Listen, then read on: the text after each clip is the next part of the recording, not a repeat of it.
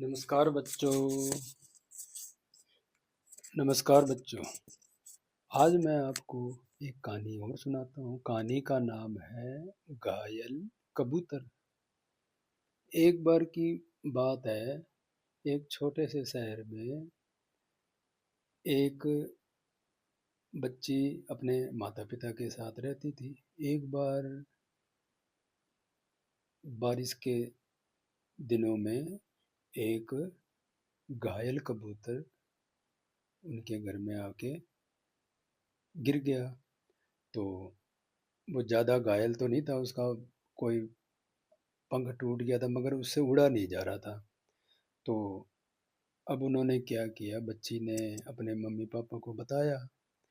तो उसके माता पिता ने उसके लिए थोड़े चावल के दाने एक कटोरी में रख दिए, थोड़ा पानी रख दिया और छाया में कपड़ा बिछा के उसको सुरक्षित स्थान दे दिया, ताकि और उनके घर में चारों तरफ से सुरक्षा थी, तो बिल्ली आ नहीं सकती थी। तो इस तरीके से उन्होंने कई दिनों तक सुबह शाम उसकी सेवा करी। कभी बाजरी दे देते थे, कभी उसके साथ खेलते थे। फिर वो धीरे धीरे उस घर में एक सदस्य की तरह हो गया।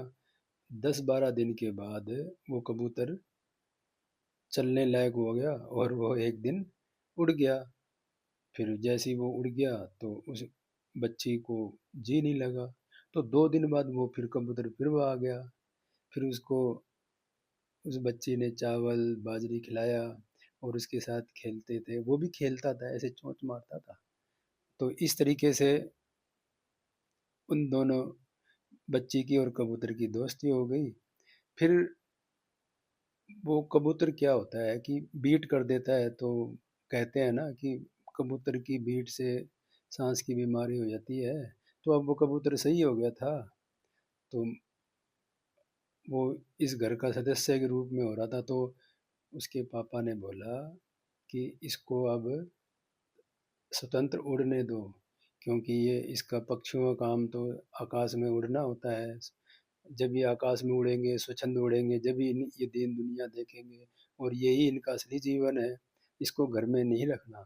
तो वो उसको एक कपड़े में प्यार से पकड़ के और खुले आसमान में पेड़ की तरफ छोड़ के आ गए, और वो फिर कबूतर नहीं आया।